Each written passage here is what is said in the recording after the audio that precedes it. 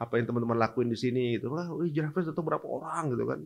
Lihat ke sini aja, lihat apa yang dilakuin teman-teman dengan adik-adik ini, langsung minder. Ya Allah. Ibaratnya kalau siapa tahu yang diri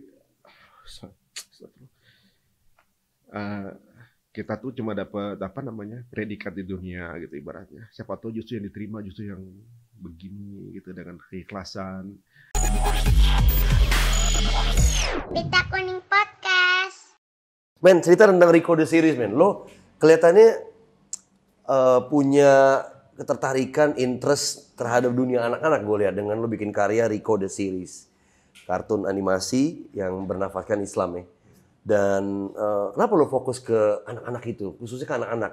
Sebenarnya kan banyak hal, kayak banyak lah ya, komedi juga lo bikin. Tapi lo fokus ke Rico the Series sekarang. Kenapa anak-anak?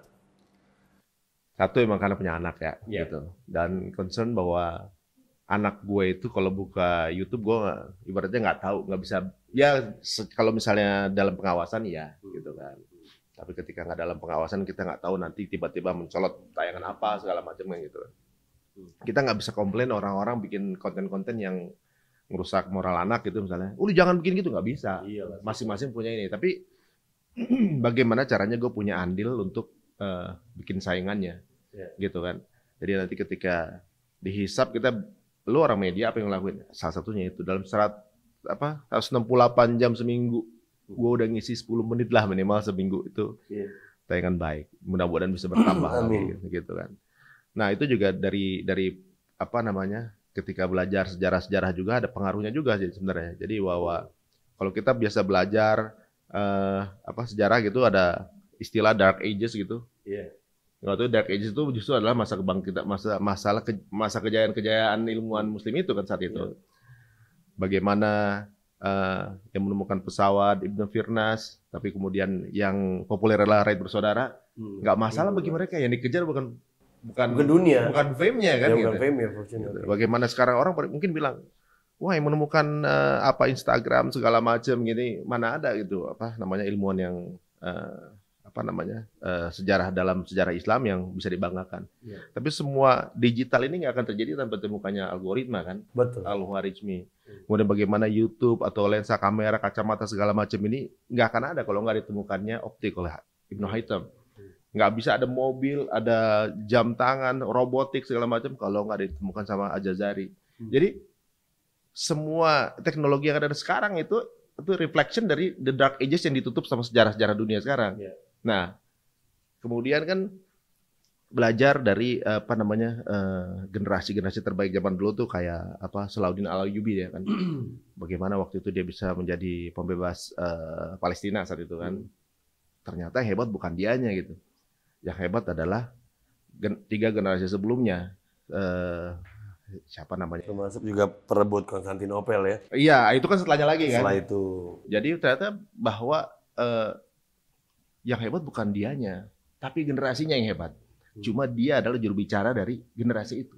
Bagaimana bisa dapat orang-orang hebat itu? Ya harus dibidik dari zaman orang tuanya. Nah, pengennya sih anak-anak sekarang nih punya idola ilmuwan saat ini. Mungkin bukan kita yang ngerasain atau anak gua atau cucu gua bukan, tapi gua ketika ditanya nanti gua udah pernah punya andil di situ. Gitu. Jadi mungkin ya teknologi atau mungkin kebangkitan peradaban itu insya Allah akan terjadi. Cuma masalahnya kita ada nggak peran di situ? Itu peran kita ada. Angkat nih, Nyonya kayaknya. Enggak. Oke. Biasanya kalau Nyonya nggak ada pilihan loh. Ada pilihan.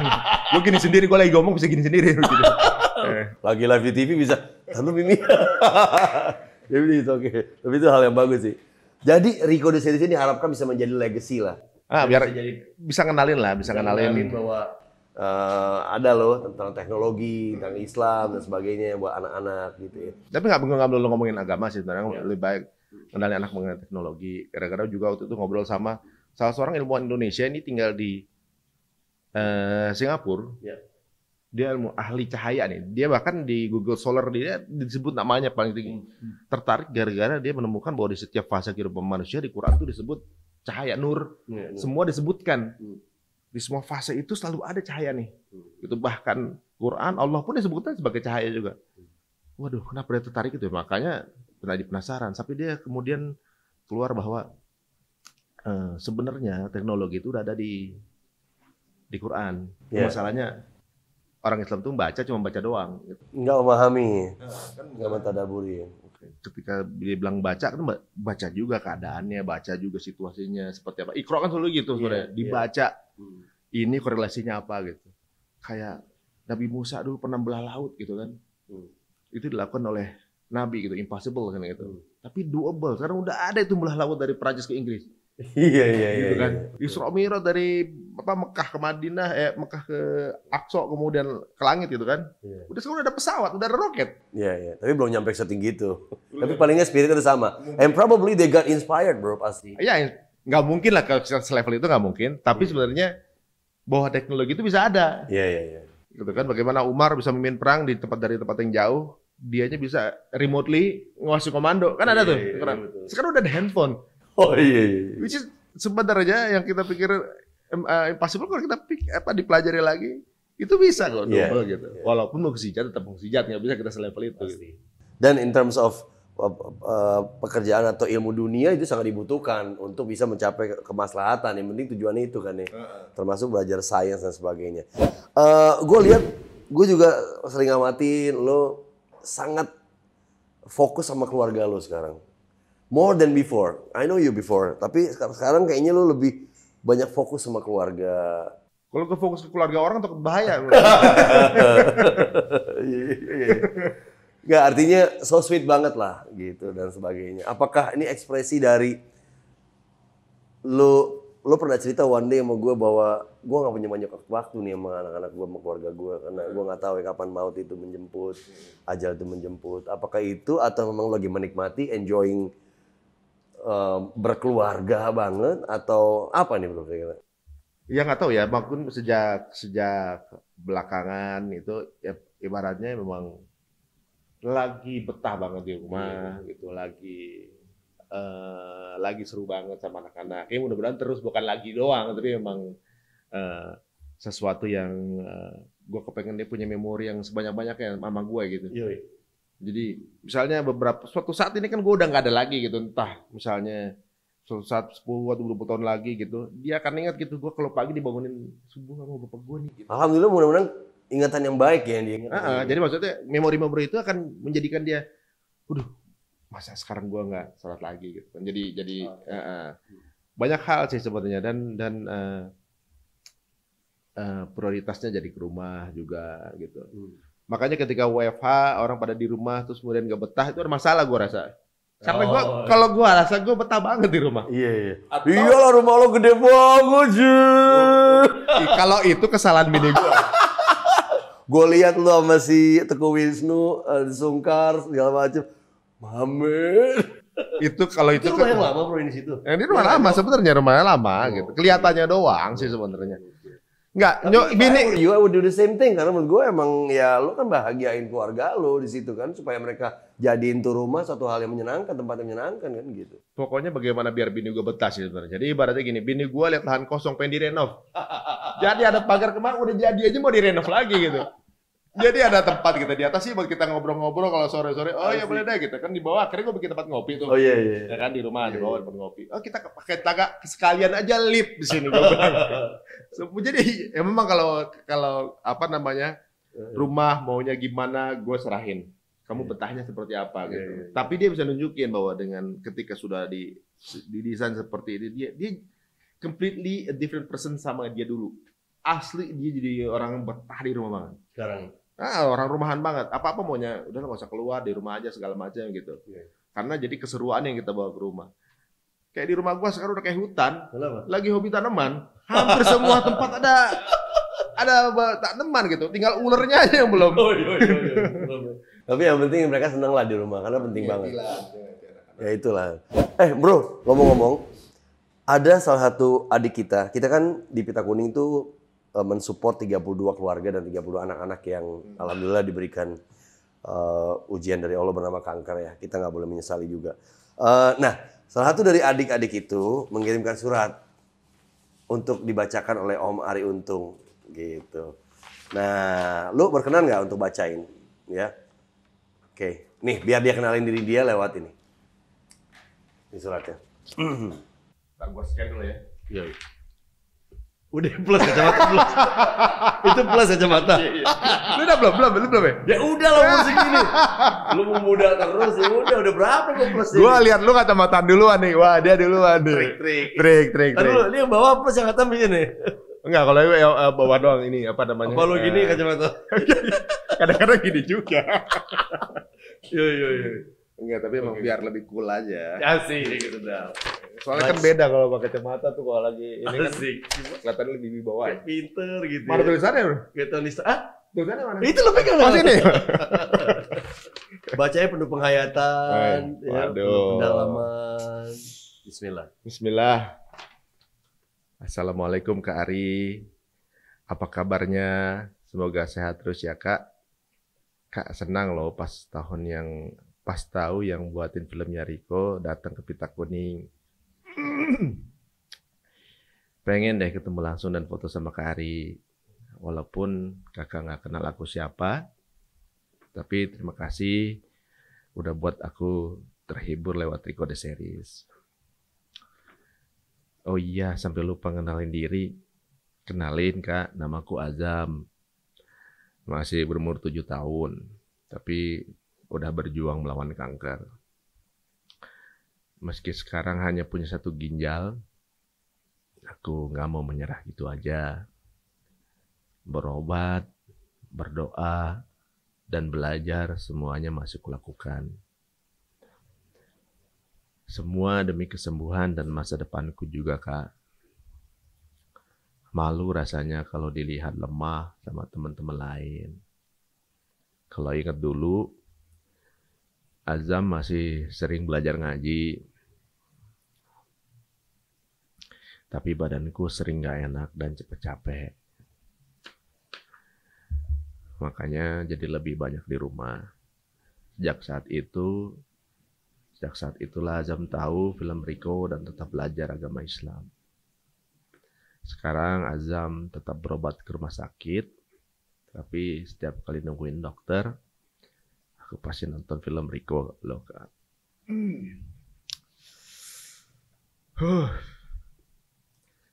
Di rumah pun aku nonton film ini bareng dua orang adikku. Makasih ya Kak Ari udah bikin Riko. Kapan-kapan main ke rumahku ya, bawa Riko juga Kak. Nah, terus dan gue masih nahan-nahan dulu nih. Aduh, baper juga baca ini. Azam ini 7 tahun, ada fotonya kan? Ada tadi fotonya. Nah, nanti kita lihat di tayangan ini, kita tayangin. Azam ini salah satu penikmat karya lo, Riko The Series. Dia senang banget, suka suatu hal yang sifatnya sains, keilmuan, dan sebagainya. Dia hidup dengan 1 ginjal sekarang ini. Mudah-mudahan surat ini menjadikan motivasi buat lo to keep going, man. To keep doing the thing yang baik, yang kind, yang menyenangkan buat anak-anak. Dan ngasih sesuatu buat anak-anak itu efeknya besar. Dia akan bawa terus sampai dia remaja, dewasa. Apalagi Riko The Series mengajarkan banyak hal. So, itu ucapan terima kasih langsung dari seorang Azam buat Kak Ari dengan karya-karyanya. Jadi mudah-mudahan bisa nyemangatin Azam yang kuat ya. Azam hebat ini Azam. Ini mungkin Azam 7 tahun sama Kak Ari 7 tahun, Kak Ari nggak ada apa-apanya sama Azam. Azam umur segini udah jadi fighters kayak gini gitu ya, luar biasa. Misalnya ada apa yang bisa Kak Ari lakuin buat Azam, Azam infoin aja. Nanti kapan-kapan teman-teman Riko main ke tempat Azam. Atau ajak aja Azamnya ke studio Kak. Kalau lagi rekaman, lagi ngisi suara, wah gitu pasti seneng banget ya Azam. Mudah-mudahan ya bisa kesampaian ya. Aduh, susah juga ya nahannya ya. Biasanya gue ketawa-tawa dari tadi ketawa-tawa, sekarang sudah baca ginian. Ya. Masya Allah, ini andai teman-teman baca juga ini yang di teman-teman Riko. Andai Wisnu baca, andai Yuda baca, ini pasti ada, Masya Allah, at least something. kita coba apa namanya buat, mungkin belum perannya mungkin belum besar, tapi ya semoga menyemangati Azam ya Zam.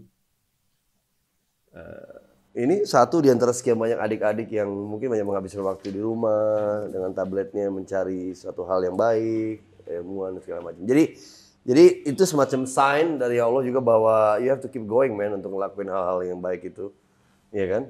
Yang menyenangkan itu. Nah, lu saat ini mimpin beberapa perusahaan, di antaranya adalah yang fokus pada dakwah, Hijrah Fest, ya kan? Event organizer, termasuk Garis 10 ya bro ya. Garis 10 kan animasi ya. Apa progres yang lagi berjalan? Gue denger lo lagi ada partnership sama perusahaan internasional di Garis 10 ini. Share something man. Kalau apa namanya, alhamdulillah ya, walaupun ini kan ya pandemi ya, jadi ibaratnya memang lagi dicoba lah, bukan cuma kita aja, semuanya dicoba lah gitu. Tapi cobaan kita ternyata nggak ada apa-apanya dibanding apa yang menimpa adik-adik kita kayak Azam ini kan.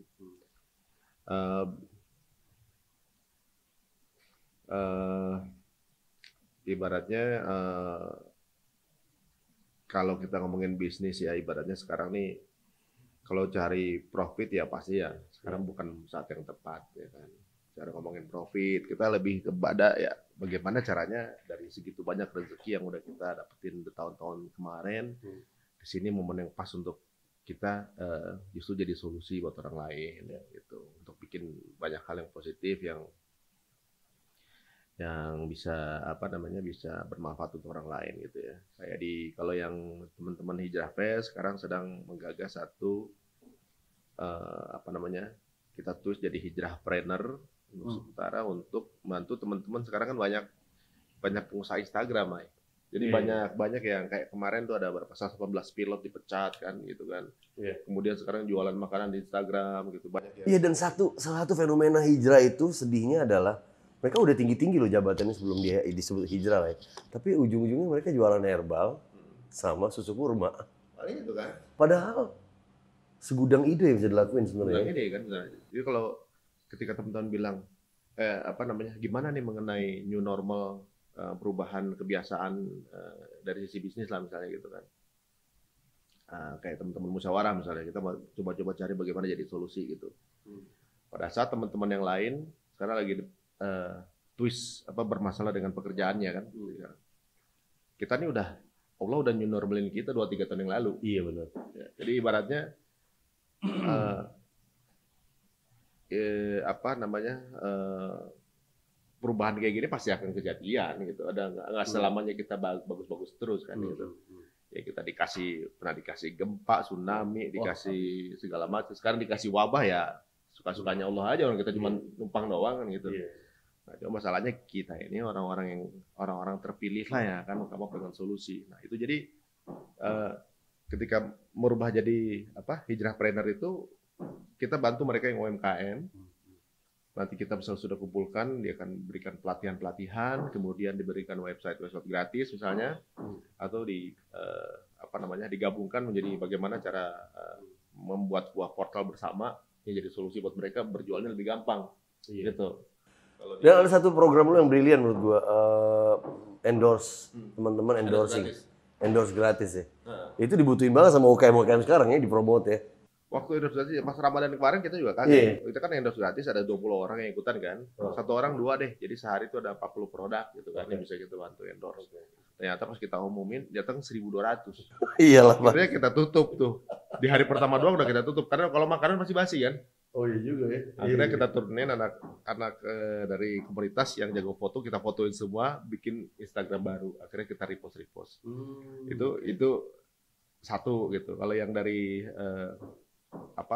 Rico, alhamdulillah ya sekarang sedang dalam pembicaraan dengan salah satu, saya belum bisa bilang ya, jadi maksudnya belum bisa dikemap karena kan masih duduk bareng nih. Oke. Mudah-mudahan kita akan jadi apa namanya, tayangan yang bisa keluar dari Indonesia lah gitu. Siap. In terms of manfaat itu kan lebih gede lah amplifiernya ya. Insyaallah. Mungkin dinikmati luar negeri karena zaman sekarang kan bisa banget lo bikin karya dinikmati sama luar negeri. Ya justru karena sekarang ini kan banyak hikmah ya. Sekarang jadi borderless kan sebenarnya kan. Kayak misalnya Misalnya lu mau bikin Zoom podcast sama Imam Samsi yang ada di Amerika, Iya, itu bisa banget. double sekarang udah. Iya banget. Nggak harus. Sekarang kan nge-MC dari rumah enaknya gitu kan. Iya. Walaupun mungkin bayarannya nggak seperti kalau kita datang, jauh sih. Kalau ngomongin nge-MC aja nih. Lu kan nggak bayar makeup, nggak bayar baju keren-keren. Bener. Bawahnya juga pakai sarung lu gitu. Kayak kantornya Seni nih, sama kantor kita tuh sama pandemi nggak ada event kan, Iya, banget. gimana gitu mau ngapain? Gitu. Tapi kita berjibaku lah, justru melatih kreativitas ya. Nah itu ya. Jadi justru di situ kan bagaimana kita bermanuver masih bisa survive kan. Iya. Sekarang nggak nyari untung, cari survive-nya dulu gitu Iya, kan. benar. Cari bisa survive dulu aja udah syukur gitu, kasih manfaat orang udah selesai. Iya. Dan next to come in terms of social project, Jadi apa yang lu jalanin? insya Allah gini, kita lagi menggagas sebuah media gini. Ada sebuah proyek yang mau kita jalan namanya Senang Sedekah. Jadi Senang Sedekah ini bahkan sampai yang tadinya mustahik itu jadi muzaki. Maksudnya tadi dizakatin, sedekahin, dia jadi pun bersedekah. Gitu. Jadi nanti di situ nggak nggak ada bedanya antara seorang mungkin Mas Sandi Uno gitu dengan seorang yang mungkin dia kuli bangunan dalam bersedekah. Nanti outputnya kemana? Nih pokoknya nih teknisnya sedang kita combine, bicarakan ke kolaborasi saya, Wisnu sama Timi kita bisa bagaimana kita mau jadi sebuah aplikasi solusi. Jadi ya sama juga segala hal yang bersifat profit udah pernah kita nikmatin. Sekarang kita bikin solusi yuk gitu. Karena insya Allah ekonomi kalau udah bisa swasembada gitu, saling bersubsidi gitu ibaratnya. Saudara kita bantu kita segala selesai sih sebenarnya. Nggak ada masalah kita nggak bisa keluar negeri, bisnis kan lagi nggak bisa keluar negeri nih. Ya, kita masih bisa hidup kok saling bantu membantu insya Allah. Ri, mungkin ada ketika lo ngomong akan sangat besar artinya buat ibu-ibu, bapak-bapak, keluarga yang lagi berjuang di Pita Kuning 32 keluarga itu yang saat ini sedang berjuang. Gue pernah diceritain sama Mama Jalu, Mas Teni tahu nggak kentut termahal itu apa? Kayak apa Mbak, Bu gitu. Kentut termahal itu kentut yang aku tunggu di ICU. Malam itu suatu malam di sebuah rumah sakit menunggu Jalu. Jalu berhari-hari nggak kentut. Aku baca semua ayat, aku berzikir terus menantikan kentut. Dokter bilang kalau ini kentut, insya Allah Jalu akan lebih baik kondisinya. Wah, itu penuh harap-harap yang terjadi gitu ya. Terus ternyata Allah mengabulkan doanya Mama Jalu dan saat itu Jalu kentut. Itu kentut yang paling indah baunya Mas. Sebutin parfum yang paling besar seperti apa, paling wangi apa, nggak sewangi ini Mas. Karena ini kentut yang menentukan yang Allah titipkan Jalunya akan terus hidup atau tidak. Itu momentum. Segitu perjuangannya seorang ibu yang menunggu anaknya gitu ya, mendampingi anaknya. Pasti luar sana juga banyak. Apa pesan Kak Ari Untung buat keluarga yang sedang berjuang mengiringi anak-anak kanker, anak-anak yang thalassemia, anak-anak yang kesusahan, bahkan Ri, yang paling banyak kemiskinan. Apa pesan semangat? I don't expect ketemu begini-begini sebenarnya ya. Jadi banyak bapernya ya di sini ya ternyata. Gimana ya? Dari tadi gua nahan nih. Gak apa-apa men. Kalau gue sedih, nangis itu adalah simbol kelembutan hati seseorang. Itu yang ditunggu. Artinya itu yang kita memang hati kita lunak artinya untuk hal-hal yang sensitif, peka sosial segala macam. Dan lo udah ngelakuin hal itu. Jadi gini kalau gue bilang apa yang dilakukan sama ibu-ibu itu juga sebenarnya bukan gue yang mesti ngasih masukan sih sebenarnya. Justru mereka yang harus ngasih masukan ke gue gitu. Mereka tuh udah kayak guru buat gue nih. Cobaan dia jauh lebih besar daripada gue punya gitu. Apa yang dilewatin gue tuh gak ada apa-apanya gitu. Jadi menurut gue apa levelnya gue untuk bisa ngasih masukan ke ibu ini. Ibu ini adalah guru buat semua orang, bukan cuma buat saya, buat guru termasuk buat saya, buat semua orang. Bagaimana kesabaran, bagaimana memaknai dari sebuah kentut doang gitu ibaratnya. nggak pernah gitu kepikiran eh, apa namanya kayak kentut itu adalah satu yang precious banget gitu. Pada biasanya kita main main buang sembarangan gitu, padahal itu mahal. Allah kasih semuanya itu, kita tuh ini ya. Sebenarnya tiap orang tuh miliuner sebenarnya. Satu disfungsi aja kita tuh nggak bisa ngapa-ngapain gitu. Berapa miliar harga mata lu, berapa miliar harga hidung lu, berapa miliar harga kentut lu bahkan gitu. Dikumpulin lu itu berapa miliar ada value hidup lu tuh. Jadi ibu yang sabar, saya coba bisa bilang gitu aja, yang sabar, karena buah dari kesabaran itu nggak pernah sesuatu yang bikin kita menyesal gitu. Buah dari kesabaran itu sesuatu yang kita akan apa namanya kita akan tuai suatu saat nanti gitu.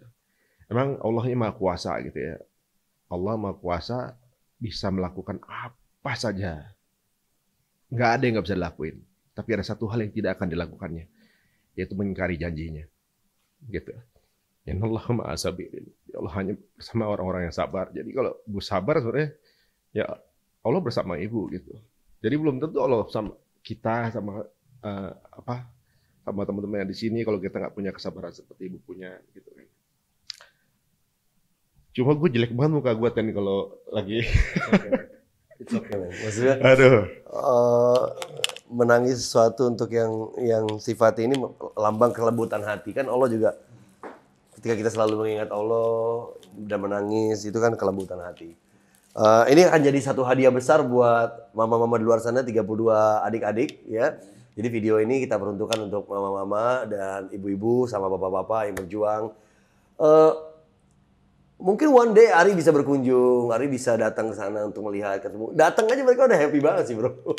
Iya. Gua aja yang selebriti nanggung gini, datang aja, oh seneng banget datengin. Itu siapa ya? Ya apalagi gue yang selebriti nungging. Tukang nungging. Yoi. Dan ada satu bingkisan kenang-kenangan dari ini kita kuning ceritanya. Kita kan nggak bisa bergantung sepenuhnya ke donasi. Kita harus mandiri. Kita harus bikin produk. Dengan produk itu insya Allah bisa membuat kita berdaya lah. Itu harapannya seperti itu. Kita lagi bikin ini, Om Ari, masker ya kerjasama sama Soflo. Pakai dong, ya kan?